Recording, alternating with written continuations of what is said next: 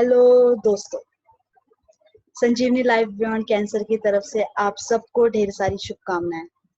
उम्मीद करती हूँ आप सब ठीक है। आप सबको दिल से वेलकम हमारे डिजिटल वेलनेस सेशन में। संजीवनी लाइफ बियॉन्ड कैंसर एक नॉन प्रॉफिट ऑर्गेनाइजेशन है जो पेशेंट्स के लिए देश भर में बहुत से प्रोग्राम एकदम निःशुल्क चलाती है। इन प्रोग्राम की जानकारी आप हमारे हेल्पलाइन नंबर पर कॉल करके ले सकते हैं। हमारा हेल्पलाइन नंबर कुछ इस तरीके से है 8691000800। हमारा दूसरा नंबर है 8691000801।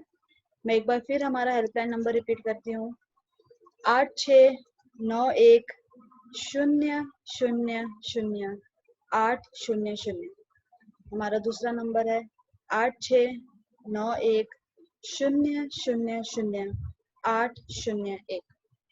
सेशन को शुरू करने से पहले मैं आपको 3 चीजें कहना चाहूंगी। पहली, ये सेशन के दौरान आपका माइक प्लीज म्यूट पर रखें। दूसरी, प्लीज सेशन के दौरान एक जगह पर बैठे रहें। तीसरी, सेशन के आखिरी 15 मिनट आप अपने सवाल पूछ सकते हैं। जिनके सवाल का जवाब नहीं मिल पाए वो हमें सेशन के बाद 4 से 5 बजे के बीच में केयर गिवर को कॉल, मैसेज, वॉइस रिकॉर्ड करके अपने सवाल भेज सकते हैं। आज हमारे साथ सबसे पहले वंदना जी जुड़ेंगे। वो हमारे साथ शेयर करेंगे किस तरह COCG कोर्स ने उनकी जिंदगी में बदलाव लेकर आया। Welcome ma'am, thank you for joining us today. फिर हमारे साथ शैलजा गायकवाड़ जी जुड़ेंगे। वो हमारे साथ शेयर करेंगे कैसा लगता है उन्हें हमारा डिजिटल वेलनेस सेशन अटेंड करके। Welcome ma'am, thank you for joining us today. और फिर हमारे साथ अक्षरा सर जुड़ेंगे। सर फाउंडर ऑफ मनोसंवादा हैं। ये एक psychologist, TEDx speaker, public speaker हैं और इनके तारीफ में अगर कहने जाऊं तो ये ऑलराउंडर हैं। Welcome sir, thank you for joining us today. हमारी फैकल्टीज के लिए आज मैं बस इतना कहना चाहूंगी, उम्मीद जगाना बहुत खूब आता है इन्हें। उम्मीद जगाना बहुत खूब आता है इन्हें। उदास पड़े इन चेहरों पर मुस्कुराहट ले आना आता है इन्हें। Thank you. इससे पहले कि हम आज का सेशन शुरू करें, मैं रूबी मैम से रिक्वेस्ट करूंगी कि वो प्लीज हमें ज्वाइन करें। Thank you Ruby ma'am. Hi, good morning. I hope आप लोग सब अच्छे से हैं, मजे में हैं और हर वो चीज जो आप खा रहे हैं, जो आपके आसपास है, जो आप सोच रहे हैं, जो आप अंदर ले रहे हैं किसी भी फॉर्म में, उस हर चीज से, उस हर मौके से, उस हर परिस्थिति से सिर्फ अपना भला ही कर रहे हैं। तो आई होप कि आपको थोड़ा बेटर लग रहा है। मैं आज एक बात करूंगी आप लोगों से जो थोड़ी सी इंटेंस है, बट समझने की कोशिश करिएगा। अगर पकड़ लेंगे तो बहुत अच्छी चीज है और आगे की जो प्रोग्रेस है लाइफ में उसमें काफी हेल्प करेगी। तो हम लोग यहाँ पे ये बात करते रहते हैं कि पॉजिटिव सोचना आपके लिए अच्छा है और अपने आप का एटीट्यूड चेंज करना वो आपके हाथ में है और सिर्फ अपने आप को ही चेंज करना आपके हाथ में है। तो हम लोग हमेशा बताते रहते हैं कि अगर आपकी किसी से अनबन होती है, किसी को देख के आपको गुस्सा आता है, किसी से परेशानी होती है, किसी परिस्थिति में आप बिल्कुल बौखला से जाते हैं, तो उन सब में आप अपने एटीट्यूड को किस तरह से चेंज करें ताकि आपके आसपास का वातावरण, वही वातावरण जो अभी तक था, वो आपको थोड़ा ज्यादा एक्सेप्टेबल लगने लगे और आप उसी में अपनी पूरी पर्सनालिटी को अच्छे से बिल्कुल ब्लॉसम होने दें। तो ये बात हम अभी तक करते हैं और आपके साथ वी डू वेरियस सेशंस कि इसको किस तरह से अचीव करना है। मतलब कोई परिस्थिति जो बिल्कुल मेरे अनुकूल नहीं है, कोई ऐसा जना जो मेरे आसपास है मुझे बिल्कुल पसंद नहीं है, कोई ऐसी बात वो नहीं करता जो मुझे अच्छी लगे, लेकिन ऐसा होने के बावजूद कैसे मैं अपने एटीट्यूड में चेंज लाके उस पूरे माहौल को I can make it work for me. तो ये वाली बात हम करते हैं। तो इसमें थोड़ी सी इंटेंस बात ये बताऊंगी कि जब हम अपने आप को चेंज करने लगते हैं, जब हम पॉजिटिवली सोचने लगते हैं, जब हम थोड़े ज्यादा जागरूक हो जाते हैं अपनी सांस के प्रति, अपने अस्तित्व के प्रति, हम ज्यादा जब जागरूक हो जाते हैं तो हमारी लाइफ में एक रिदम आ जाती है। हमारे शरीर में, हमारे मन में, हमारे दिमाग में एक सिंक्रोनाइजेशन होता है और वो जो रिदम आती है उससे होता क्या है कि हमारे एनर्जी लेवल्स बढ़ जाते हैं। तो हमने बीच में एक सेशन में बात भी की थी कि हमारे एनर्जी लेवल्स और उन एनर्जी लेवल्स की फ्रीक्वेंसी। तो हमारे एनर्जी लेवल्स पॉजिटिव सोचने से और ज्यादा अवेयर हो जाने से हमारे एनर्जी लेवल्स बढ़ जाते हैं, फ्रीक्वेंसी बढ़ जाती है। तो अब ये जो हमारे आसपास के लोग हैं, अगर उनकी फ्रीक्वेंसी हमसे नीचे है तो या तो वो हमारे वातावरण से किसी ना किसी बहाने से बाहर निकल जाएंगे, या वो आपके सामने एटलीस्ट इस तरह से बिहेव करेंगे कि उनकी एनर्जी लेवल आपके एनर्जी लेवल से मिलती रहे। आपके आसपास कोई भी ऐसी चीज एग्जिस्ट नहीं कर सकती जो आपके एनर्जी लेवल की फ्रीक्वेंसी को मैच ना करती हो। तो इसीलिए अगर लाइफ में परेशानी आ रही है, लाइफ में अपने आसपास कोई है जो बहुत इरिटेबल है, तो अंदर अपने देखना है। क्योंकि अगर उस इरिटेंट को हमें अपनी लाइफ से बाहर करना है या हम उस इरिटेंट को हम चेंज करना चाहते हैं, तो सबसे पहले हमें खुद को चेंज करना है। वो इरिटेंट जो है खुद ब खुद चेंज हो जाएगा, बिकॉज अदरवाइज वो फ्रीक्वेंसी लेवल मैच नहीं करेगा। तो ये थोड़ी सी इंटेंस बात थी, पर मैंने सोचा मैं आपसे शेयर करूं। जो लोग पकड़ लेंगे वो इस पे काम करना शुरू कर देंगे। बाकी लोगों के लिए हम बीच बीच में I will try and share this with you.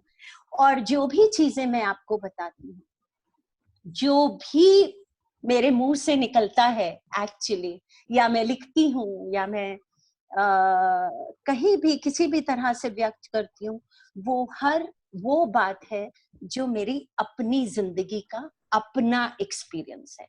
मैं आपसे कभी भी कोई पढ़ी हुई बात शेयर नहीं करती, कोई सीखी हुई बात शेयर नहीं करती। मैं सिर्फ वो शेयर करती हूँ जो मैंने खुद की जिंदगी में एक्सपीरियंस किया है। सो आई होप कि आपको इससे थोड़ा थोड़ा कुछ कुछ फायदा होता रहे बीच बीच में। आज हम लोग जो अपना सेशन शुरू करेंगे उससे पहले एक छोटी सी चीज मैं बोलना चाहती हूँ कि हमारी जो टीम है उनके पास आजकल कुछ ऐसे फोन कॉल्स आते हैं जो बिल्कुल एप्रोप्रिएट नहीं है, जो बिल्कुल मैसेज आते हैं ऐसे जो बिल्कुल ठीक नहीं है।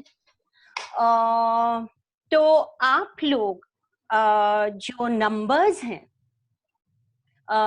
हमारे पूरी टीम के, वो नंबर्स प्लीज किसी से शेयर मत करिए। एंड अगर ये बात होती रहेगी किसी नंबर से तो हमें ब्लॉक कर देना पड़ेगा, और हो सकता है फिर ऑनलाइन सेशंस भी आप नहीं अटेंड कर पाए, और इसके बाद भी जो हम वर्कशॉप करें उसमें आप पार्टिसिपेट नहीं कर पाएंगे। तो प्लीज इस चीज का ध्यान रखिए कि संजीवनी टीम के कोई भी मेंबर को कोई इस तरह के ना तो मैसेज जाए, आजकल कुछ ऐसा हो रहा है कि रात में 2-2 बजे कुछ लोग फोन कर रहे हैं मेरे टीम मेंबर्स को, तो ये बिल्कुल एक्सेप्टेबल नहीं है, बिल्कुल भी एक्सेप्टेबल नहीं है।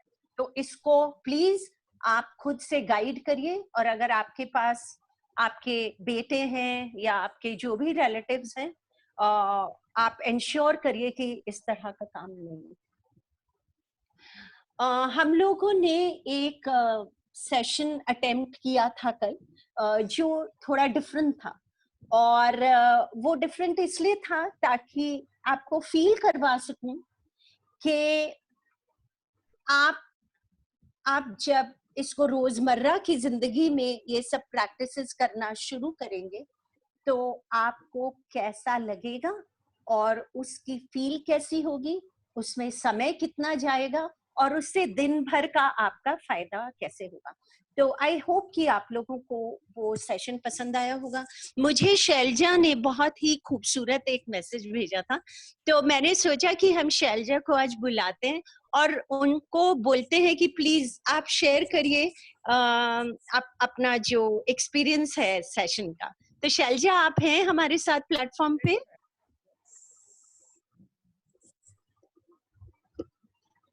शैलजी मैम। हाँ मैम, आपकी वॉइस ऑडिबल नहीं है, थोड़ा सा माइक अपने फेस के पास रखें। Yes, can't hear. हाय शैलजा, कैसे हैं आप? मैं ठीक हूँ मैम, आप कैसे हो? Very nice to see you ma'am. Same here, same here. आपने कल इतना सुंदर सा मैसेज भेजा मुझे, तो मुझे लगा कि आप अगर सबके साथ शेयर करेंगे तो हम सबको बहुत अच्छा लगेगा। मैम मुझसे रहा नहीं गया that moment, as soon as I completed the session I wanted to convey this। इतना मुझे ओवरवेल्म हो रही थी मैं कि मैंने सर को मैसेज भेज दिया कि it was beautiful session and it was really designed so well, so I wanted to convey, so he shared your number and then I conveyed it to you ma'am. So nice, really it's a beautiful session and it was giving so much pleasure while doing also. No, we were feeling like elevated that really, and your all the sessions are really changing my life madam. I'm very grateful to you. I wanted to meet you from when actually that book publication time I was out of station, I couldn't attend that, but as soon as I got to know that sessions are there, I started I must have hardly missed one because of power failure or something, but then I saw it on the YouTube and it's really helping me ma'am. I'm so happy. I'm so happy that you are able to find some value in these sessions because यही हम लोगों का intent है। अगर वो पूरा होता रहे तो we are good, और अगली बार मैं पुणे आऊंगी तो हम लोग जरूर से। Sure madam, sure, welcome ma'am, really। Thank you, thank you, thank you, thank you so much Selja. अभी गौसिया हमारे साथ वंदना है क्या प्लेटफॉर्म पे? हाँ जी मैम। वंदना, यस मैम, कैसे हैं आप? Good morning. मैं ठीक हूँ मैम, आप कैसे? Good good good. वंदना, ये बताइए हम लोगों को कि आप कैसे जुड़ गए संजीवनी से, हुआ क्या? एक्चुअली मेरी ननद को, सिस्टर इन लॉ को कैंसर हुआ था 2014 में। तो टाटा में हम लोग गए थे, इलाज चला, सब हुआ। 2016 में मैं विशाखा से मिली, वो बाहर बात कर रही थी कुछ लोगों से, तो मैंने देखा कि वो कुछ बता रही है, कुछ पैम्पलेट्स दे रही है। विशाखा गई, मैं गई उनके पास में और मैंने उनको पूछा कि आप क्या कर रहे हो, तो वो बोले हमारे यहाँ पे कुछ सेशंस होते हैं। उन्होंने योगा, एक्सरसाइज, डाइट के नाम पे बताया और उससे पेशेंट्स को बहुत फायदा होता है। तो मैं बोली कि मैं और मेरी ननद दोनों आ सकते हैं क्योंकि मैं पेशेंट नहीं हूँ। तो वो बोले नहीं, क्या आप उनके साथ में अटेंड कर सकते हो। तो मैंने संजीवनी ज्वाइन किया और बट मैं वो कोर्स पूरा नहीं कर पाई थी क्योंकि मेरे बेटे का 10th का एग्जाम चल रहा था, तो आधे पे मैंने वो छोड़ दिया। पर जब हम फॉलोअप के लिए जाते थे तो विशाखा से वहाँ मुलाकात होती थी और पता चलता था कि संजीवनी और भी बहुत सारी चीजें कर रहा है। तो जिसमें मुझे कैन सारथी कोर्स के बारे में पता चला, अब उसका नाम कैन सारथी है, पहले हम COCG कहते थे। तो वो पता चला तो मैंने बोला कि मैं ज्वाइन करना चाहूंगी, क्योंकि जब मैं टाटा में जाती थी तो देखती थी बहुत ज्यादा गर्दी है और लोगों को हेल्प करने के लिए कोई नहीं है वहां पे। कोई नहीं है मीन्स स्टाफ है, सब है, लेकिन वो सब अपने अपने काम में है। लेकिन जो बाहर से आए हैं टाटा में, उनको टाटा के बारे में कोई जानकारी नहीं है कि किस बिल्डिंग में क्या है, कहाँ है, कैसे जाना है, कौन सा टेस्ट कब करवाना है, किस तरह हेल्प होगा, या कुछ भी कि रहने की जगह कहाँ मिल सकती है, या मुझे फाइनेंशियल हेल्प कहाँ हो सकती है। तो जब मैं देखती थी बहुत बुरा लगता था। और मुझे जब ये कोर्स के बारे में पता चला, केन साथी कोर्स के बारे में, तो मैंने डिसाइड किया कि मैं ये करना चाहूंगी। फिर मैंने फॉर्म भरा, आपने मेरा इंटरव्यू लिया, मैंने 4 महीने का कोर्स किया और मैं संजीवनी के साथ ज्वाइन हो गई। और ये बहुत अच्छा एक्सपीरियंस है मेरे लिए, क्योंकि मतलब अगर मैं अपनी लाइफ के बारे में बताऊं तो मेरी लाइफ 40 साल जो मैं संजीवनी से नहीं मिली थी, 20 साल माता पिता के घर में बेटी बन के, 20 साल पति के घर में बहू, पत्नी, माँ बन के मैंने निकाला है। लेकिन संजीवनी का जब मैंने केन साथी का कोर्स किया तो एज ए इंडिविजुअल मैं अपने आप को समझ पाई। मतलब बताऊं तो जब मैंने संजीवनी का कोर्स करने के बाद, मतलब केन साथी कोर्स करने के बाद संजीवनी ज्वाइन किया, टाटा हॉस्पिटल में मैंने कंटिन्यू अपना जॉब किया, तो वहां जब मैं पेशेंट और उनके रिश्तेदारों से मिलती थी, उनकी हेल्प करने की कोशिश करती थी। ट्रीटमेंट उनका होने के बाद जब वो घर जाते थे तो लास्ट डे पे मिलने जरूर आते हैं हमसे, और उस वक्त वो हमको जो बताते हैं कि मैम हम आपने हमारी बहुत सारी मदद की। मुझे समझ नहीं आता था, मैंने क्या किया, मैंने तो सिर्फ गाइड किया कि आपको यहाँ ये हो जाएगा, वहां वो हो जाएगा, यहाँ से हेल्प मिल जाएगी, आप रहने के लिए यहाँ जा सकते हो। तो लेकिन उन्होंने जब बताया हमको कि अगर ये सारी चीजें आप हमको नहीं बताते तो शायद हमारा ट्रीटमेंट इतनी आसानी से नहीं हो पाता, तो समझ में आया कि नहीं, एज ए इंडिविजुअल केन साथी कोर्स ने मुझे खड़ा किया है, मतलब मुझे एक अस्तित्व दिया है कि आप बेटी, पत्नी, माँ, इसके अलावा भी एक इंसान हो जो लोगों की मदद कर सकता है। मतलब लोगों की मदद करने के लिए मुझे बहुत बड़ा पॉलिटिशियन होना, सोशल वर्कर होने की जरूरत नहीं है। बहुत छोटी छोटी चीजों से मैं लोगों की मदद कर सकती हूँ, जो ये केन साथी कोर्स मुझे सिखाता है। तो मैं बताती हूँ, मतलब मैं सोचती हूँ कि केन साथी कोर्स ने मेरे अस्तित्व को बनाने में, डेवलप करने में, मुझे इंडिपेंडेंटली खड़ा करने में बहुत मदद की है। एक चीज और शेयर करना चाहूंगी कि फर्स्ट टाइम मेरी लाइफ में मैंने अपने बेटे की फीस अपने पैसे से भरी, और ये मेरे लिए बहुत बड़ी बात है, क्योंकि इसके पहले उसके पापा और जहां से भी होता था हम फीस भर लेते थे, कभी कोई प्रॉब्लम नहीं हुआ। पर ये जो एक खुशी है कि मैंने मेरे बेटे की फीस अपने पैसे से भरी है, अपनी कमाई से भरी है, ये मुझे इस केन साथी कोर्स की वजह से मिला है। तो थैंक्स टू रूबी मैम कि मुझे आपने सिलेक्ट किया इंटरव्यू में, मैं पास हो गई और आपने मुझे ज्वाइन करवाया। और आपने इतनी मेहनत से वो कोर्स किया कि आई थिंक आपने टॉप किया था वो कोर्स। Yes ma'am. या और हाँ, एक चीज और बताना चाहूंगी, क्योंकि मेरी शादी हो गई थी तो मेरी पढ़ाई कंप्लीट नहीं हो पाई, तो एक वो गिल्ट रहता है ना कि हाँ मैंने मेरा डिग्री कंप्लीट नहीं किया। तो जब मुझे इस कोर्स का डिग्री मुझे मिला है तो वो एक अकम्प्लिशमेंट होता है ना कि हाँ आपने अपनी चीज को कंप्लीट किया। इस चीज से केन साथी कोर्स ने मुझे ये भी दिया है। Thanks to you.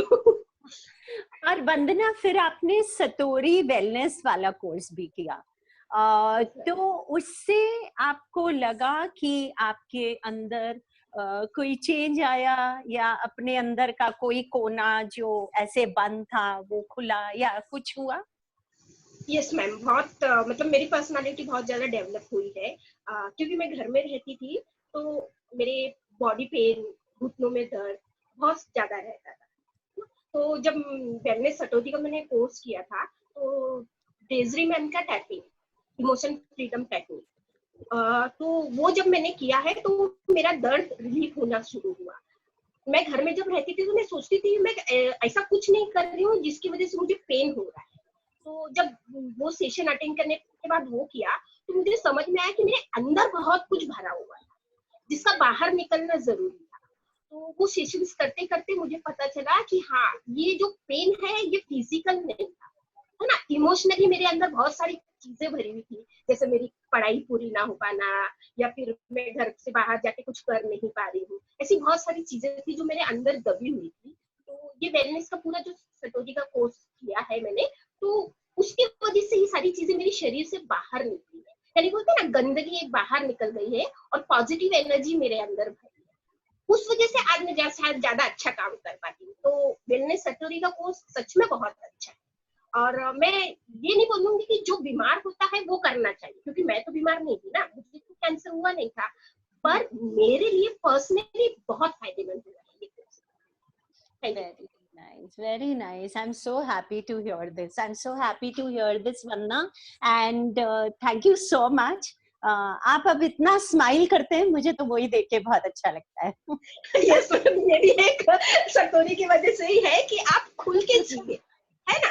मतलब अंदर आप क्यों भर के रखना चाहते हैं? नेगेटिव थॉट्स अगर आप अपने अंदर भर के रखोगे तो पॉजिटिविटी कहाँ से आएगी?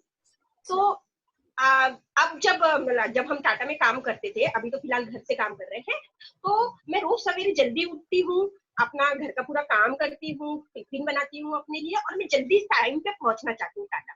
क्योंकि जब वो पेशेंट और उनके रिश्तेदार मुझसे मिलते हैं और मेरी पॉजिटिविटी उनके पास जाती है, तो मतलब वो पूछते हैं कि मैम आप इतनी एनर्जी कहाँ से लाते हैं? तो मेरा जवाब ये रहता है कि ये एनर्जी मेरे पास से नहीं आ रही है, ये मुझे आप लोगों के साथ काम करके, यानी पेशेंट से, उनके रिश्तेदारों से मिलके जो मुझे खुशी होती है कि मैं उनके लिए कुछ कर पा रही हूँ, ये पॉजिटिविटी मेरी इसकी वजह से आई। Very true, very true. Thank you so much, Vandana, for sharing all this. Thank you so much. आज गौसिया ने मुझे आखिर में थोड़ा सा सुनाई दिया, क्योंकि मैंने 11:25 के आसपास ज्वाइन किया था। तो लगता है गौसिया ने कोई कॉन्टेस्ट अनाउंस किया है। हाँ जी मैम। तो कॉन्टेस्ट में हम क्या कर रहे हैं गौसिया, जो हमारे पार्टिसिपेंट्स हैं, जिनके द्वारा सबसे ज्यादा लोग हमारे साथ जुड़ेंगे, वो विनर्स होंगे, वैसे ही ना? जी जी जी, हाँ जी। ऑल राइट, तो आप विनर्स अनाउंस करेंगे, फर्स्ट, सेकंड एंड थर्ड, और हम लोग कुछ प्राइज भी सोच रहे हैं ना? हाँ जी मैम, वो तो मंडे डिस्क्लोज करेंगे हम। मंडे डिस्क्लोज करेंगे, ओके। और मंडे को डिस्क्लोज करेंगे। तो ये कॉन्टेस्ट अभी आपके पास ऑलमोस्ट 2.5 दिन है पूरे के पूरे। तो आप लोगों को फोन करिए, उनको बताइए आपको क्या फायदा हो रहा है। और कॉन्टेस्ट तो हमने मस्ती के लिए रख लिया है, लेकिन आप इसको अपना एक्ट ऑफ गिविंग सोच के करिए। हम लगातार बात करते हैं कि how our act of giving helps us actually. तो आप वो एक्ट ऑफ गिविंग करके सोचिए। कॉन्टेस्ट करने में मजा आएगा, तो वो तो जरूर से करेंगे। हाँ जी।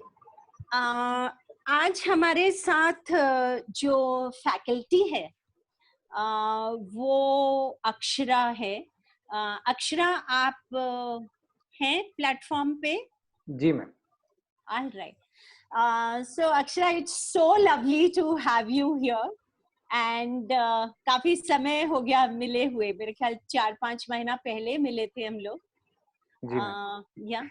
So you are in Delhi right now. You are in Bangalore. Bangalore. And your wife is in Delhi? No. Fortunately, she is also in Bangalore. अरे वाह, that is so nice.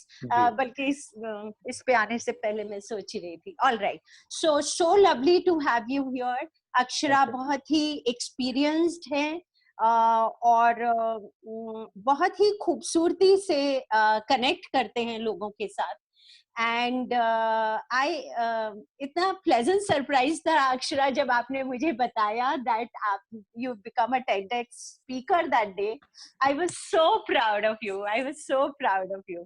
तो यहाँ पे करीब 200-225 लोग आपकी बातें सुनने के लिए, आपका सेशन अटेंड करने के लिए they are waiting for you. So please. Thank you so much ma'am.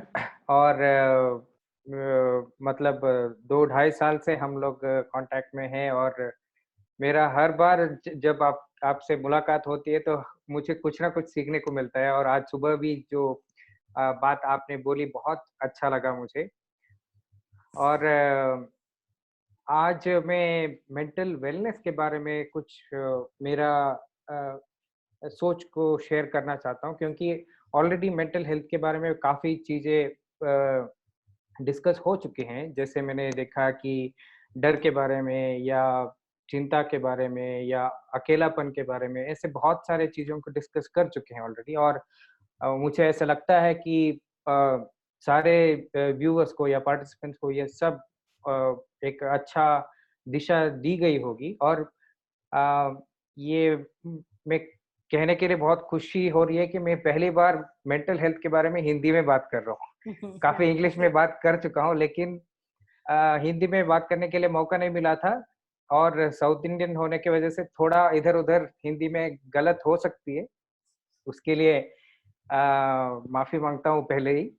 और इश्यू के बारे में बात करते हुए, हम काफ़ी बार ये सोचते हैं कि मेंटल हेल्थ के बारे में अभी भी बहुत टैबू है, बहुत स्टिग्मा है कि कोई ये नहीं मतलब मेंटल हेल्थ के बारे में बात नहीं करना चाहता। अगर किसी को कोई भी परेशानी हो तब भी कोई साइकोलॉजिस्ट के पास जाना नहीं चाहता, या बहुत दिक्कत आ रही है तब झेल नहीं पा रहे हैं तब ही जाते हैं। तो ये मेरे दिमाग में बहुत चल रही थी कि क्यों ऐसा क्यों हो रहा है? क्यों हम ये स्टिग्मा को तोड़ नहीं पा रहे? तो इसीलिए मैंने सोचा कि मेंटल वेलनेस के बारे में थोड़ा ज़्यादा बात करनी चाहिए, इलनेस के बारे में कम बात करनी चाहिए। तो इलनेस को समझना बहुत आसान है, डर क्या है, ये मतलब फ़ियर क्या है, एंग्ज़ायटी क्या है, डिप्रेशन क्या है, ये तो बहुत अलग-अलग तरीके में हम डिस्कस कर सकते हैं। और इसको ठीक करने के लिए काफ़ी बार हम साइकोथेरेपिस्ट के पास जाना पड़ता है या साइकियाट्रिस्ट के पास जाना पड़ता है, मेंटल हेल्थ फैसिलिटी में जाना पड़ता है, ये सब बातें हैं। लेकिन मेंटल वेलनेस को हम अपने घर में कैसे मेंटेन किया जा सकता है, इसके लिए योगा, मेडिटेशन ये सब बहुत सपोर्टिव एलिमेंट्स हैं। इसके साथ-साथ मैंने एक मेंटल वेलनेस के लिए एक फ़ॉर्मूला बनाया कि काफ़ी लोग मुझसे पूछने लगे कि ठीक है, तुम मेंटल वेलनेस के बारे में बात तो कर रहे हो या कह रहे हो कि मेंटल वेलनेस के बारे में सोचना चाहिए, इसके बारे में बात करना चाहिए। लेकिन एक प्रोफ़ेसर ने मेरे से पूछा कि मेंटल वेलनेस होता क्या है? इसको डिफाइन करो पहले। तब तो मेरे पास कोई जवाब नहीं था, क्योंकि अ, मैं तो तब शुरुआत करी थी कि मेंटल वेलनेस के बारे में हम लोग सोचना चाहिए। फिर उसके बाद मैंने बैठ के उसके लिए एक फ़ॉर्मूला बनाया कि mental wellness is not just absence of illness, मतलब इलनेस ना होने का मतलब ये नहीं कि मेंटल वेलनेस है। मेंटल वेलनेस थोड़ा आगे है। तो क्या है मेंटल वेलनेस? तो मेंटल वेलनेस के लिए मैंने ये जो फ़ॉर्मूला है, रेस्ट फ़ॉर्मूला है। REST फ़ॉर्मूला तो इंग्लिश में है, लेकिन उसका ट्रांसलेशन करूँगा मैं हिंदी में। तो मानसिक स्वास्थ्य को रखने के लिए हम क्या-क्या करना चाहिए? रेस्ट का मतलब है आर का आर में 2 चीज़ें जुड़े हुए हैं। एक तो रेज़िलियंस है, दूसरा रिफ्लेक्टिविटी है। रेज़िलियंस का मतलब क्या है कि कभी भी हमें कोई भी नेगेटिव थॉट्स आते हैं या को कभी भी डर लगता है या कभी भी जो भी मानसिक असमतोलन जो भी होता है, जो भी दिक्कतें आते हैं, तो हमें पहले ये सोचना चाहिए या पहले हमारा काम ये है कि हम कैसे नॉर्मलाइज़ हो जाएँ।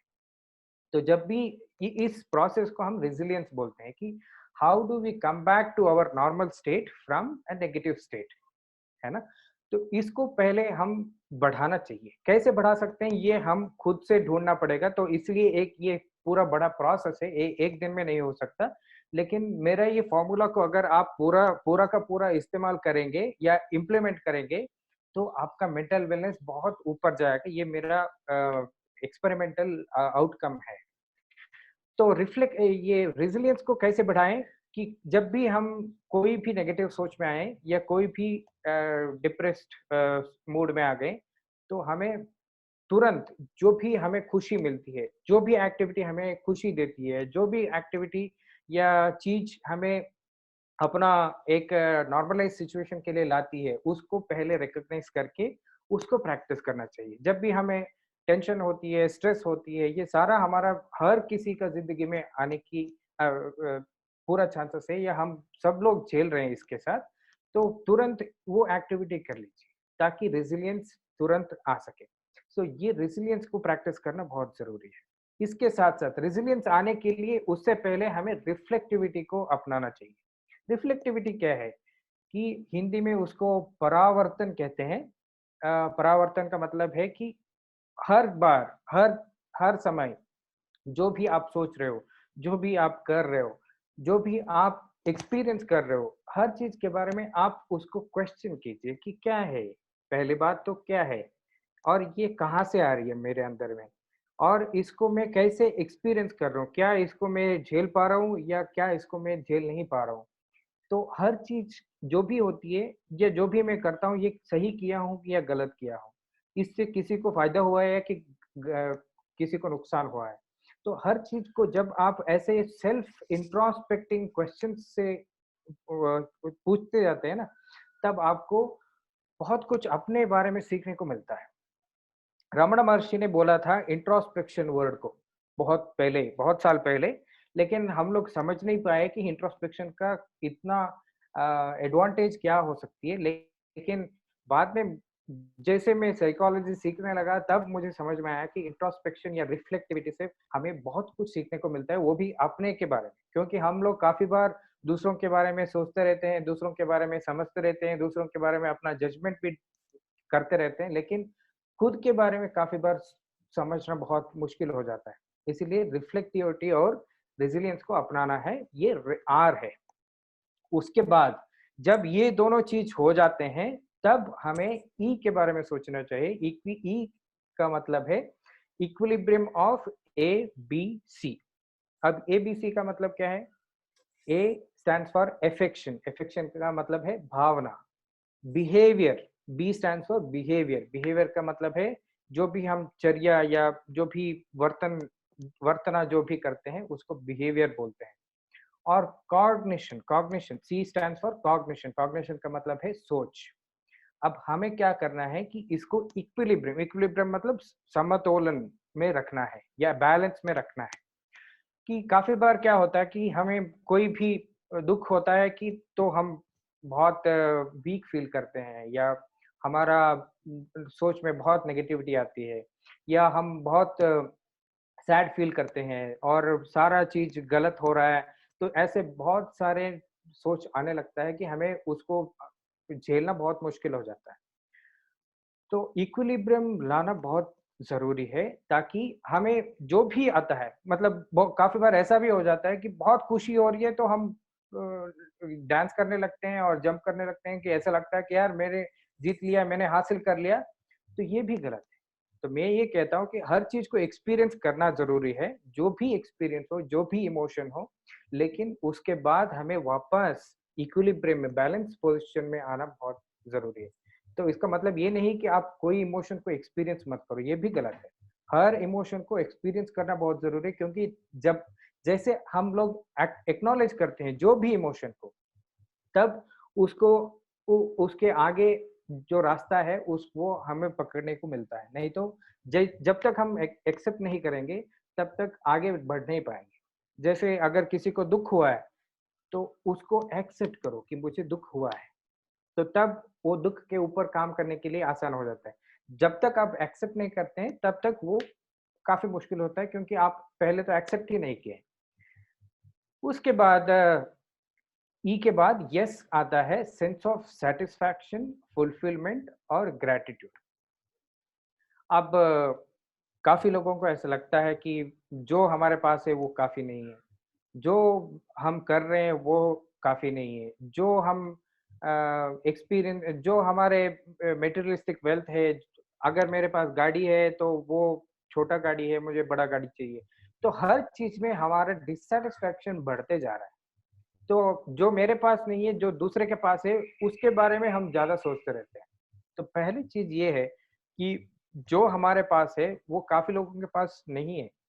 तो उसके बारे में सैटिस्फैक्शन रखो। एस्पिरेशन रखना बहुत अच्छी बात है, लेकिन उसके साथ-साथ हमारे पास जो भी है, उसके बारे में सैटिस्फैक्शन मतलब संतुष्टि की भाव अपनाओ ताकि आपको वो बहुत मेंटल वेलनेस के लिए हेल्प करता है। दूसरी बात ये है कि फुलफिलमेंट कि हमें कुछ अचीव करना है, तो वो करने के बाद हमें एक ऐसे लगता है कि हाँ, ये काम पूरा हो गया। ये मैंने कर लिया। तो ये जो हर मतलब बड़ा काम करने से पहले आप उसको छोटा-छोटा टुकड़े करके फिर उसको हासिल करते जाइएगा, ताकि आपका सेंस ऑफ फुलफिलमेंट बढ़ते जाएगा। जैसे वंदना जी ने यहाँ पे बोला कि वो बहुत लोगों को हेल्प कर रहे हैं। तो ऐसे बहुत सारे मतलब संजीवनी एक ऐसे संस्था है, बहुत सारे लोगों को हेल्प कर रही है।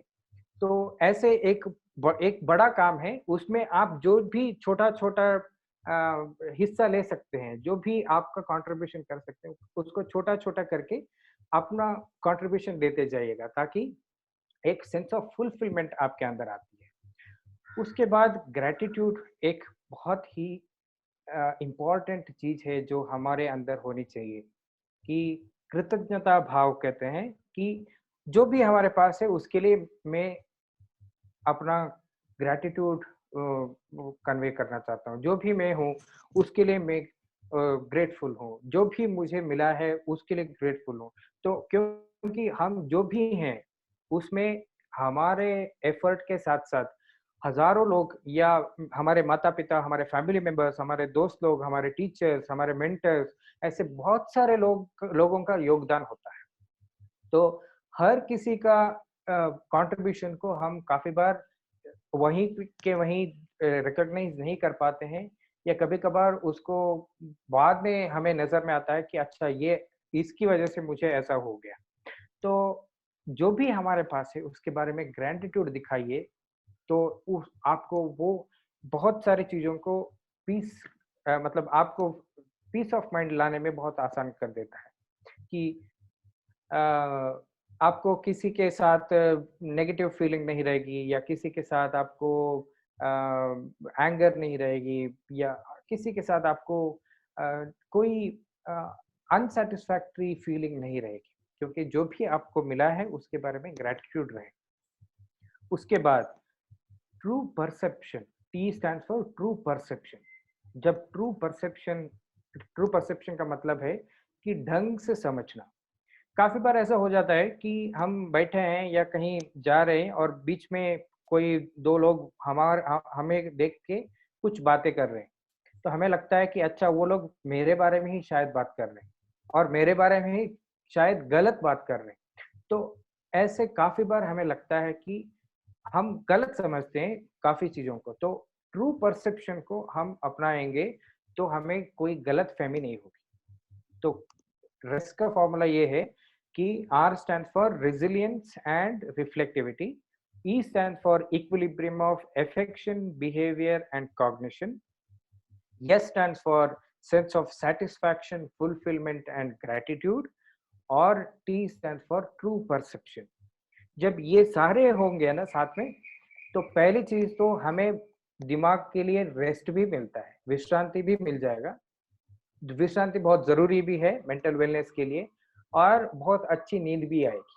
जब ये सारा हम अपनाते हैं, ये मेरा पर्सनल एक्सपीरियंस से भी कह रहा हूँ, जब भी ये सारा चीज़ पूरा एक सही तरीके में हम प्रैक्टिस करते हैं, तो नींद भी बहुत अच्छी आती है, और नींद से हमारा मेंटल वेलनेस का बहुत सीधा-सीधा लिंक है।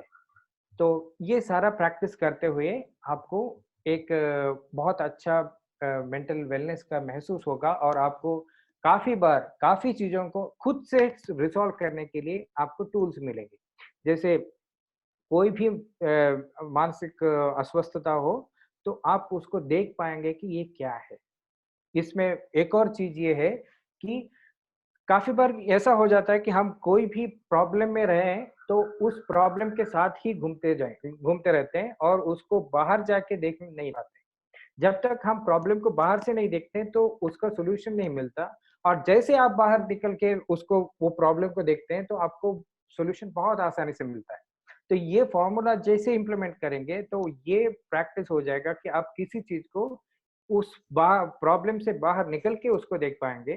तो जैसे आप वो प्रैक्टिस करेंगे, तो आपको सॉल्यूशन मिलना बहुत आसान हो जाएगा। और साइकोलॉजी में ये भी कहा जाता है कि हर किसी के प्रॉब्लम्स को, और हर कोई अपने प्रॉब्लम्स की सॉल्यूशन खुद जानता है। उसके लिए कोई दूसरे का ज़रूरत नहीं है। लेकिन हम लोग क्या करते हैं, साइकोलॉजिस्ट या साइकियाट्रिस्ट, कि हम लोगों को ये मदद करते हैं कि उनका सॉल्यूशन खुद ढूंढने के लिए थोड़ा फैसिलिटेट करते हैं बस। अगर ये प्रैक्टिस करेंगे तो आपको किसी की मदद की जरूरत नहीं, आप खुद से अपना मेंटल वेलनेस को बढ़ा सकते हैं। और जैसे ये करते जाएंगे तो ये एक प्रोसेस है, इसको प्रैक्टिस करने के लिए शायद 1 महीना लगेगा, 2 महीने लगेंगे, लेकिन जैसे करते जाएंगे तो आपका इंटरनल अवेयरनेस, सेल्फ अवेयरनेस भी बढ़ता जाएगा कि अच्छा मुझे ऐसा भी डर है क्या, अच्छा मुझे ऐसे थोड़ा रिस्ट्रिक्टिवनेस है क्या, अच्छा मैं ऐसा भी करता हूँ क्या, मेरा बिहेवियर ऐसा है क्या। तो ऐसे आपको खुद से रिफ्लेक्ट करने के लिए बहुत कुछ मिलेगा, और जैसे आप अपने आप को सीखते जाएंगे या अपने आप को समझते जाएंगे तो आपका outward outlook towards life becomes different, और आप जिंदगी को बहुत अलग तरीके से देख पाएंगे और अलग तरीके से उसको लीड कर पाएंगे। इसके साथ साथ मैं मेरा रेस्ट फॉर्मूला के बारे में बात खत्म करना चाहता हूँ। इसके साथ कोई क्वेश्चंस है तो मैं उसके बाद इलॉबरेट कर सकता हूँ। अगर आप में से किसी, thank you sir, first of all thank you sir for beautifully explaining us. And sir आपकी हिंदी बिल्कुल भी खराब नहीं है। अच्छा ठीक है। सर हमसे ज्यादा अच्छा वर्ड आप यूज करते हो हिंदी का। Thank you. मुझे थोड़ा डर लग रहा था कि हिंदी में बात करने का करते करते थोड़ा बीच में अटक ना जाए। ना सर, आपने बहुत ही खूबसूरती से हमें समझाया, थैंक यू सर। अगर आप लोगों को कोई सवाल है मेंटल वेलनेस को लेके तो आप अपना हाथ उठा सकते हैं, तो मैं आपको अनम्यूट कर दूंगी। हाँ जी, नीलम जी प्लीज।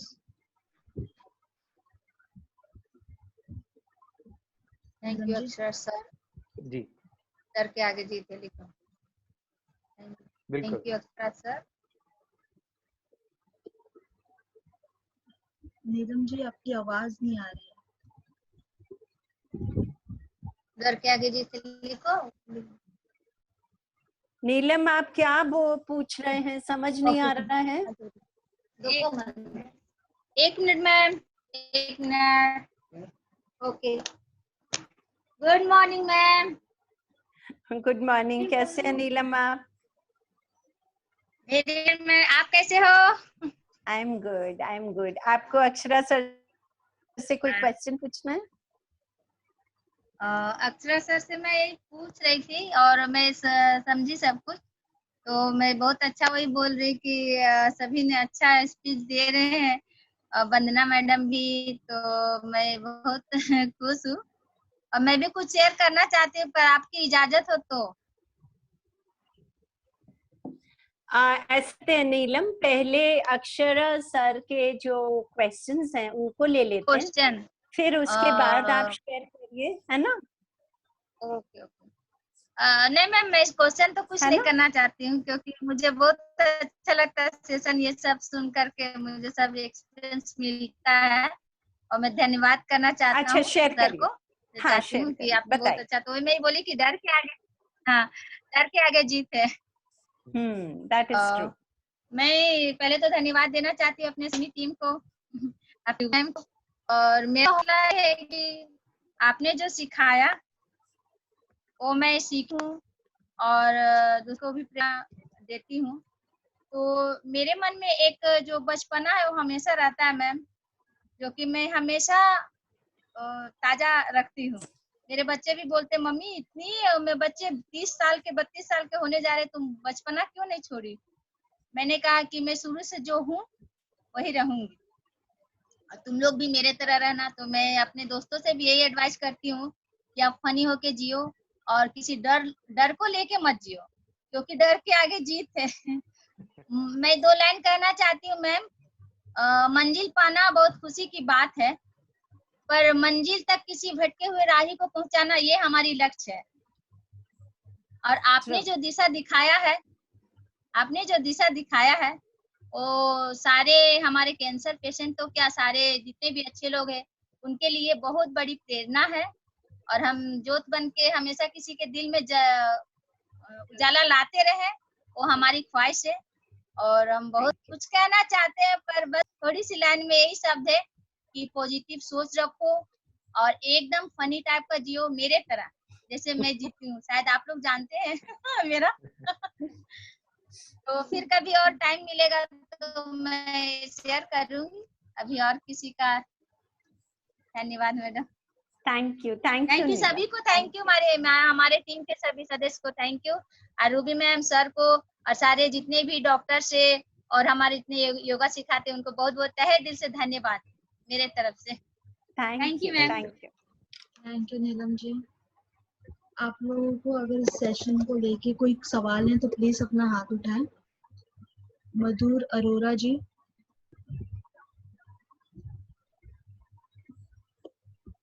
हाँ जी please. Hello ma'am. Hi hello Madhur. Ma'am. Hello हाँ पूछिए। Ma'am, it's really really good to see you every morning. और मैम एक तो पहले आपसे बात है कि अगर मैम पॉसिबल हो तो थ्रू अर्पिता मैम या शौनिका मैम मैं कभी आपसे एक बार बात जरूर करना चाहती हूँ for just 1 or 2 minute ma'am, है ना, रिगार्डिंग ज्वाइनिंग संजीवनी। वो तो फिर बाद में करेंगे अगर कभी आपके पास टाइम हो, व्हेन यू फील फ्री। मेरा नहीं, हम नंबर लोग है करेंगे। दोनों। यस वी विल डू और दैट। मैम और अक्षरा सर को प्रणाम। सर एक्चुअली मेरे 2 क्वेश्चन थे। पहला जो आपने रिसिलियंस है, it's okay that we have to do something which we like when we are feeling angry और एन एंजाइटी और anything, and the second is reflectivity. तो सर ये किस पॉइंट ऑफ टाइम पे हमको एनालाइज करना है, विच एक्ट, जब हमको कुछ ज्यादा प्रॉब्लम है? अच्छा, बहुत अच्छा सवाल है। शायद ये मैं बताना भूल गया। रिफ्लेक्टिविटी हमें मतलब मैं ऐसे प्रैक्टिस करता हूँ। पहले क्या करता था कि हर रोज शाम को या रात को सोने से पहले मैं अपना पूरा दिन देखता था कि मैंने आज क्या क्या किया, मैंने किसी से गलत बात तो नहीं करी, या मैंने कैसे क्या क्या एक्सपीरियंस को कैसे कैसे मतलब अलग अलग सिचुएशंस को कैसे कैसे एक्सपीरियंस किया है, ऐसे करता था। और उसके बाद मैं अभी क्या करता हूँ कि आधे दिन में मतलब दोपहर तक का एक बार करता हूँ, फिर बाद की शाम को करता हूँ। तो या कभी कभार ये ऐसे इतना प्रैक्टिस हो चुकी है कि बार बार मतलब हर पल में उसको देखते रहता हूँ कि क्या मैं सही करता हूँ, क्या मैं सही बोल रहा हूँ, क्या मैं कहीं गलत जा रहा हूँ। तो ये प्रैक्टिस करते करते आपको लाइफ मतलब मतलब जीते जीते ही वो हो जाएगा। लेकिन इनिशियली क्या कर सकते हैं कि शाम को या रात को सोने से पहले आप अपना पूरा दिन एक बार देखिए कि क्या क्या किया आज सुबह से, क्या क्या, और उसमें भी ज्यादा फीलिंग्स के बारे में देखिएगा, क्योंकि हम इंसान इसलिए हैं क्योंकि हमारे अंदर बहुत सारे फीलिंग्स हैं। Feelings make us human. तो फीलिंग्स को ज्यादा ज्यादा ये इम्पोर्टेंस दीजिएगा, लेकिन सोच को भी, क्योंकि सोच एक फीलिंग मतलब भावना और बिहेवियर, ये तीनों एक साथ जुड़े हुए हैं। तो सर जैसे हम लोग अभी शुरू में सिर्फ वंस अ डे रात को या कभी ऐसा कोई टाइम बनाए, क्योंकि नहीं तो हमारे थॉट प्रोसेस में गैप आ जाएगा अगर हम बीच बीच में सोचेंगे तो। बिल्कुल बिल्कुल, शाम को रात को एक उसके लिए एक 15-20 मिनट निकाल दीजिए और सोचते जाएगी कि मैंने आज क्या क्या किया। और दूसरी सवाल सर दूसरा एक सी का था, इक्विलिब्रियम में अफेक्शन, ओके, कि हमको बैलेंस बना के रखना इमोशंस का, behaviour that we have to act accordingly. हाँ, एंड द थर्ड सोच, इसमें सी का इक्विलिब्रियम नहीं सुना। सी का मतलब कॉग्निशन है, इंग्लिश में इसको COGNITION बोलते हैं, सोच।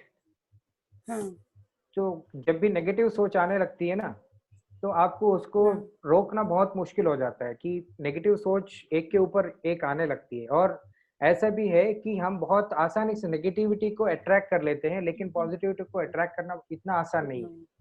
तो इसलिए मैं उसको एक और टूल भी दे सकता हूँ कैसे आपका नेगेटिव सोच को रोकना है। कि जब भी आपको बहुत सारा नेगेटिविटी आती है तो आप उस सारे थॉट्स को लिखते चले जाइएगा, एक पेपर पेन लेके लिखते चले जाइएगा। और तो जैसे लिखने शुरू करते हैं तो थोड़ा थॉट्स का फ्रीक्वेंसी कम हो जाती है, ठीक। और एक बार पूरा लिख दिए तो अगर वो पेपर को फाड़ के या जला के कहीं बाहर निकाल देते हैं तो आपका इतना माइंड फ्री हो जाता है कि बहुत हल्का फील करेंगे। तो ये भी आप प्रैक्टिस करते हैं। ये इक्विलिब्रियम ऑफ कॉग्निशन के लिए एक बहुत आसान तरीका है, उसमें कोई बड़ा साइकोलॉजी नहीं है, बहुत आसान तरीका है, लेकिन ये बहुत प्रैक्टिकल टूल है। Thank you sir, thank you very much जी। Thank you so much, thank you so much Madhur ji. अगर अक्षरा सर से आपको, आप में से किसी को और कोई सवाल है तो आप लोग प्लीज अपना हाथ उठाएं ताकि मैं आपको अनम्यूट कर सकूं।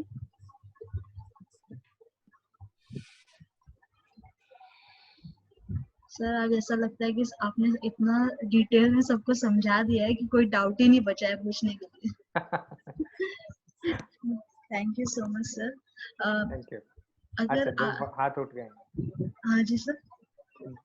2 लोग, दीपिका और ग्रीना, ऐसे कुछ नाम था। ग्रीना जी को डॉक्टर से रिलेटेड सवाल है। दीपिका जी मैं आपको अनम्यूट करती हूँ। दीपिका जी प्लीज।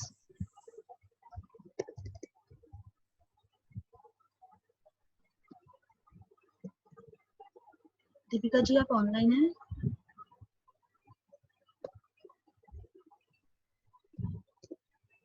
दीपिका जी आपकी आवाज नहीं आ रही।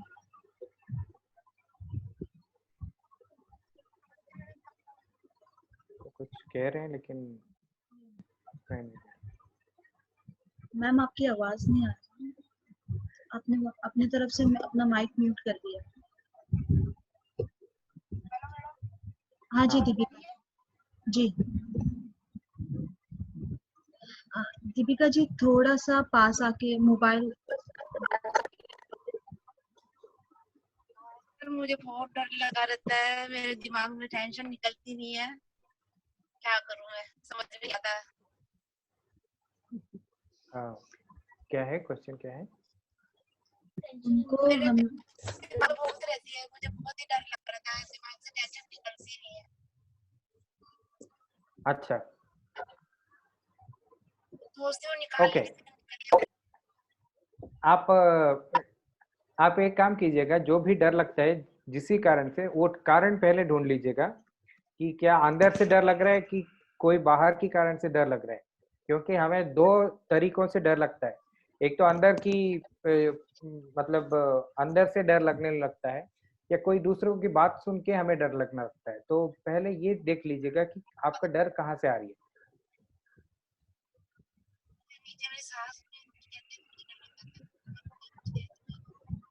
दीपिका माइक को अपने मुंह के पास करिए। ये जो आपका माइक है इसको मुंह के पास करिए। मैम आई गेस वो ईयरफोन यूज नहीं कर रही हैं।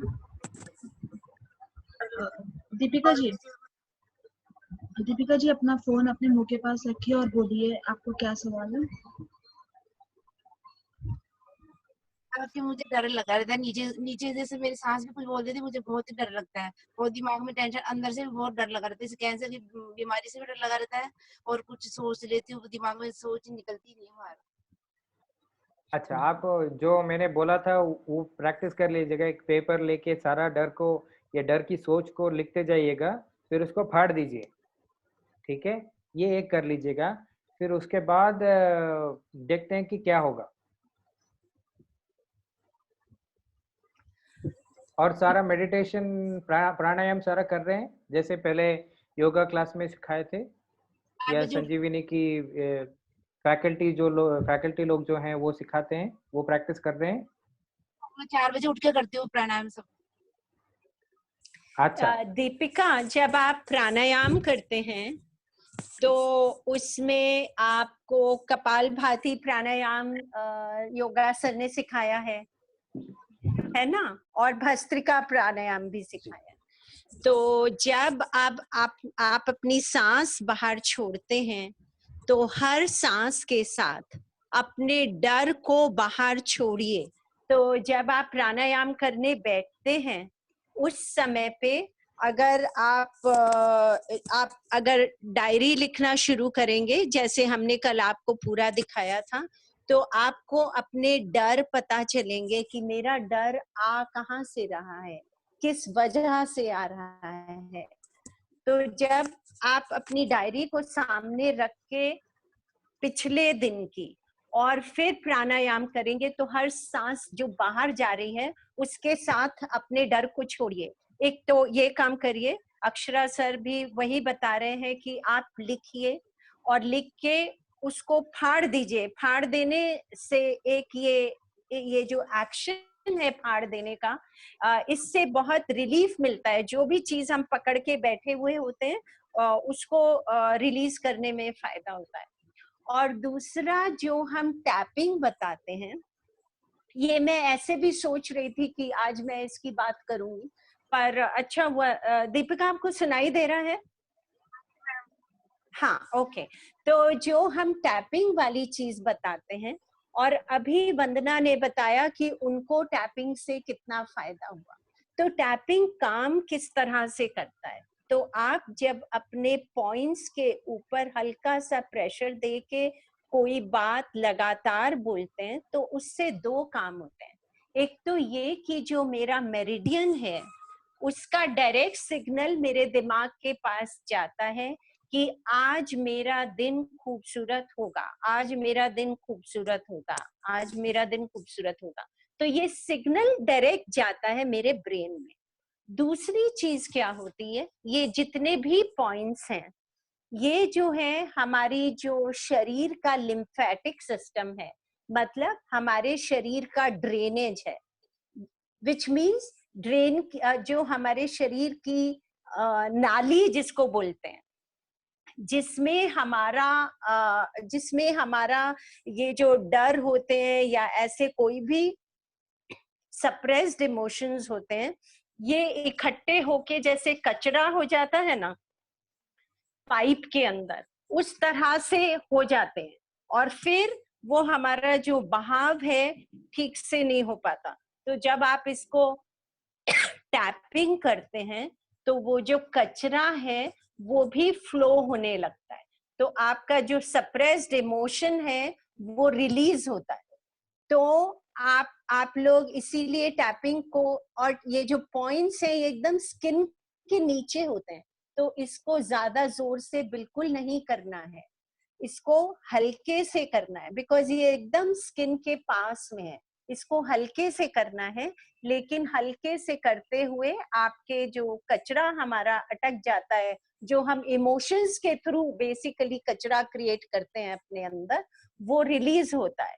और जब आप पॉजिटिव इसको बोल बोल के अपने दिमाग को सिग्नल देते हैं दैट हमारी लाइफ इस तरह की हो, तो जब आप सारी चीजों के कॉम्बिनेशन को प्रैक्टिस करेंगे तभी आपका डर निकल पाएगा। तो पहले तो आप लिखेंगे कि आपका डर आ कहाँ से रहा है। अगर आपकी सांस नीचे बोलती हैं तो आपको अपनी सांस से डर क्यों लगता है, डर आ कहाँ से रहा है? बिकॉज सांस की वजह से डर नहीं होता, डर तो अंदर है, सांस तो एक मध्यम अभी बन गई है। तो उस डर को पहचानिए, प्राणायाम के समय हर सांस के साथ उस डर को रिलीज करिए और टैपिंग करिए। हाँ, मैं भी ये भस्त्रिका और कपालभाति के बारे में यही बोलने वाला था। ये दोनों प्राणायाम बहुत इफेक्टिव चीज हैं जो हमारे नेगेटिविटी, जो भी नेगेटिव फीलिंग्स हैं उसको बाहर निकालने के लिए। तो भस्त्रिका को बहुत अच्छे से प्रैक्टिस कीजिएगा। और डर के लिए मैं एक और एक्सरसाइज बताना चाहता हूँ। ये आप लोग तभी कर सकते हैं, जैसे यहाँ पे भी प्राणायाम का ही रूल्स फॉलो हो जाते हैं। जैसे खाना खाने के बाद 3 घंटे ब्रेक देना चाहिए या खाली पेट पानी पी सकते हैं। तो सुबह सुबह उठने के बाद तुरंत भी कर सकते हैं। इसमें क्या करना है कि शीशे के सामने, मतलब अगर आपके घर में कोई बड़ा शीशा हो तो अच्छा है, छोटा शीशा हो तो थोड़ा मुश्किल है, लेकिन जब भी आपके घर में बड़ा शीशा है तो उसके सामने खड़े रहिएगा। फिर थोड़ा बेंड होके अपने घुटनों को पकड़िए, फिर सामने देखिए, मतलब शीशे को सीधा देखिए और पूरा सांस लेके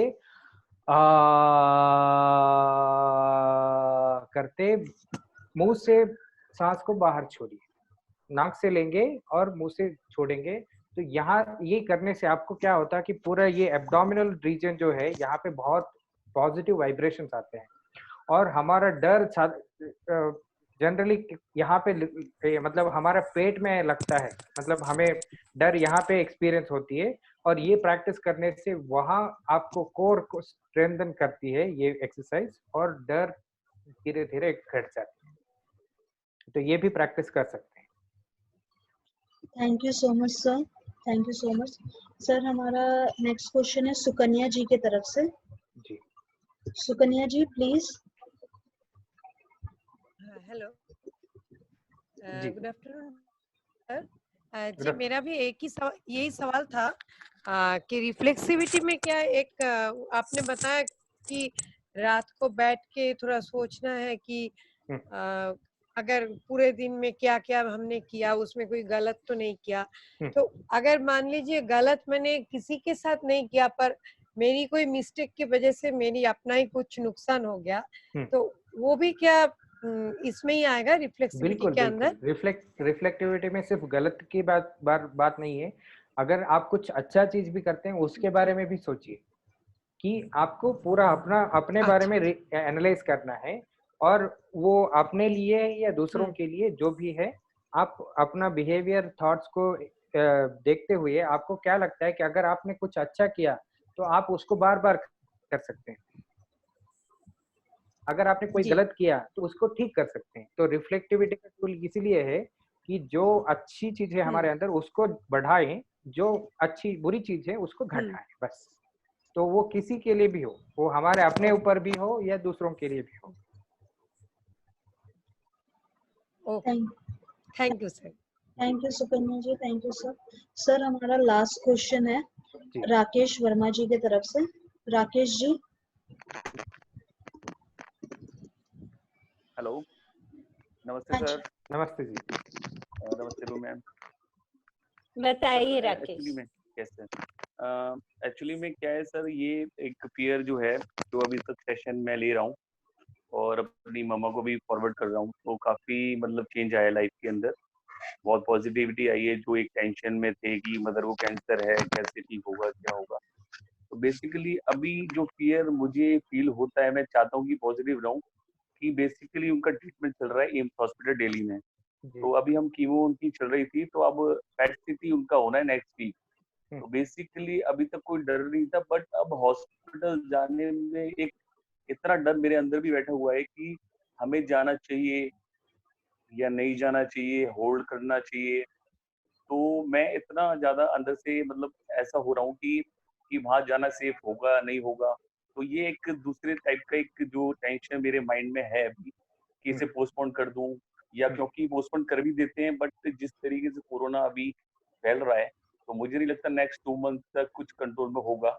जी। तो अगर पोस्टपोन भी करते तो कितना करें, तो जाना फिर भी पड़ेगा हमें।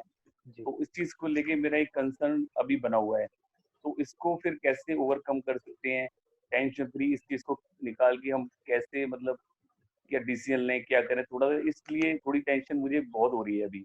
मैं चाहता हूँ अवॉइड करूँ तब अच्छा होगा, बट वो नहीं हो पा रहा है अभी सर। तो अच्छा, उसके लिए सर बताइए। इसके लिए मेरा पहला सोच ये है कि पहले डॉक्टर से पूछना अच्छा रहेगा, आपकी जो भी डॉक्टर कंसल्टेंट डॉक्टर है, क्योंकि अस्पताल में जितना मैं समझता हूँ कि कोविड केसेस एक ही जगह पे रखते हैं, हर जगह पे नहीं आते। हर वार्ड के साथ कोविड केसेस को मिंगल होने नहीं दे रहे हैं। हर अस्पताल अलग ही उसके लिए एक दूरी में एक उसका टेस्टिंग सेंटर भी अलग से बना हुआ है, हर चीज अलग रखे हैं।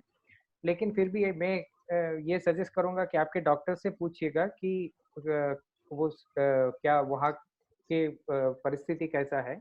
दूसरी चीज ये है कि अगर आप सारा सेफ्टी गियर्स लगाते हैं, जैसे ढंग का मास्क लगाते हैं, सैनिटाइजर हाथ में रख के जाते हैं और फिजिकल डिस्टेंस मेंटेन करते हैं, तो ये सारा चीज करने से आपको प्रिवेंटिव मेजर्स अगर आप ढंग से कर रहे हैं तो आपको डरने की कोई जरूरत नहीं है। तो आप अपना प्रोटेक्शन करते हुए पहले डॉक्टर से पूछिएगा, क्योंकि वो हमारे से ज्यादा समझदार हैं, क्योंकि वहाँ की परिस्थिति वो वही जानते हैं। तो एक बार बात कर लीजिएगा, फिर अगर वो कहते हैं कि आइएगा तो पूरा प्रोटेक्शन लेके अपनी गाड़ी में जाइएगा, क्योंकि दूसरों की गाड़ी में पता नहीं कि वहाँ पे कौन बैठा था या क्या था।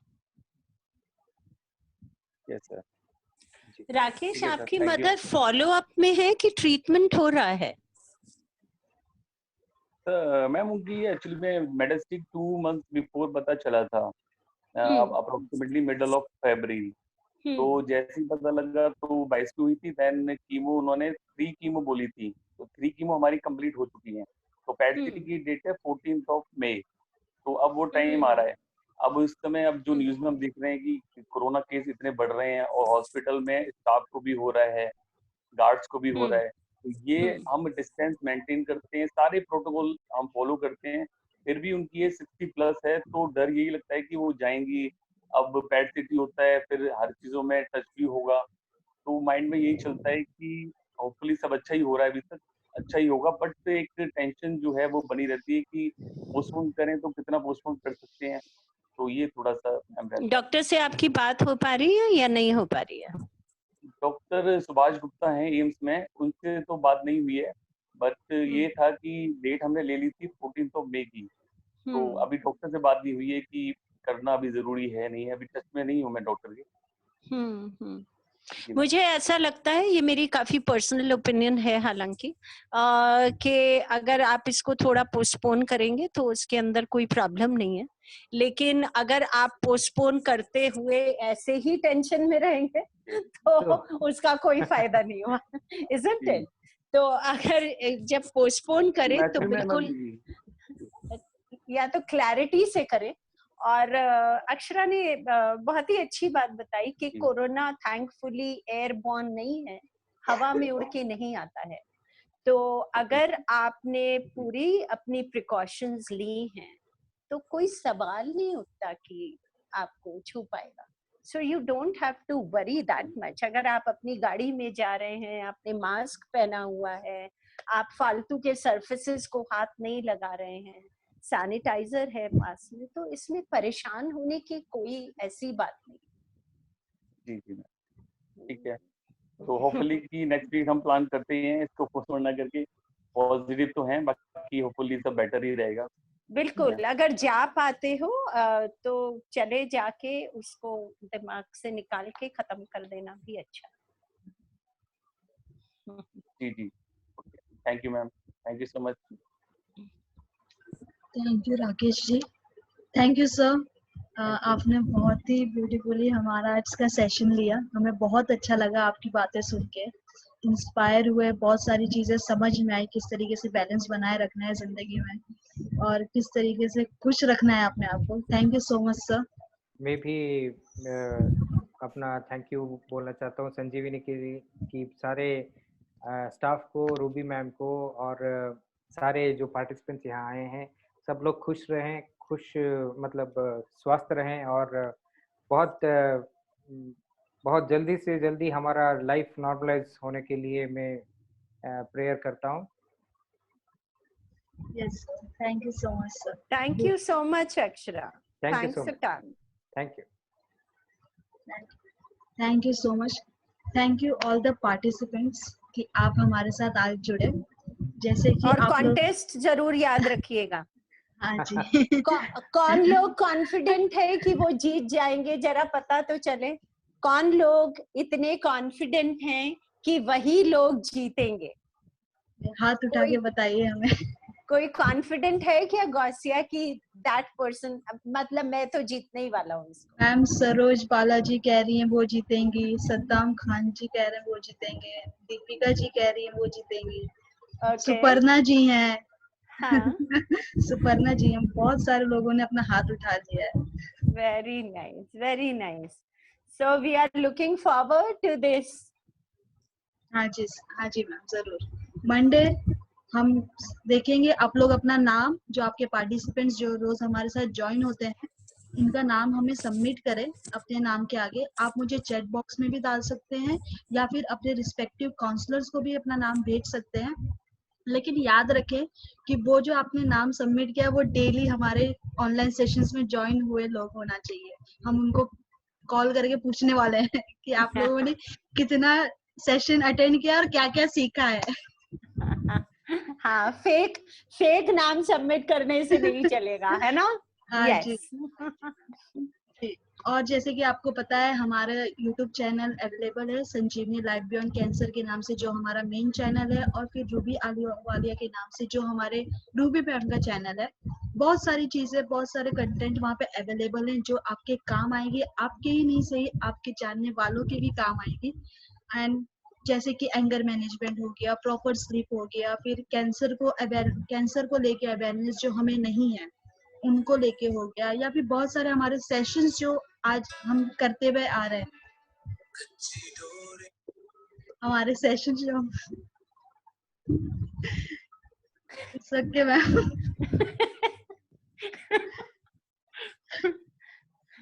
जी दिल दिया गल्ला करेंगे हम। हाँ जी, तो वही मैं कह रही थी, इसी तरह हंसते मुस्कुराते आप लोग अपनी जिंदगी में खुशी बनाए रखना चाहते हैं तो जाइए हमारे YouTube चैनल पे, उसे सब्सक्राइब करिए। बहुत सारी चीजें देखने मिलेंगी जो कि हमने बहुत सारे सेशंस किए थे, खुशियों के रंग, और फिर हमारा सुरमई शाम, राजा हसन के नाम, सारी चीजें हमारे YouTube चैनल्स पे अवेलेबल है। आप उन्हें जाइए, अपना हमारा YouTube चैनल सब्सक्राइब करें, वीडियोस देंगे, पसंद आए तो अपने बाकी लोगों के साथ भी शेयर करें। और कॉन्टेस्ट मत भूलिएगा, मंडे को विनर अनाउंस होने वाला है, बहुत सरप्राइज आपके लिए मंडे को वेट कर रही है, तो प्लीज फटाफट अपना नाम सबमिट करें। टिल देन के लिए अपना ख्याल रखें, खुश रहें, आसपास खुशी बनाए रखें। हम फिर मिलेंगे कल सुबह 11:15 के लिए, 15 मिनट पर। बाय।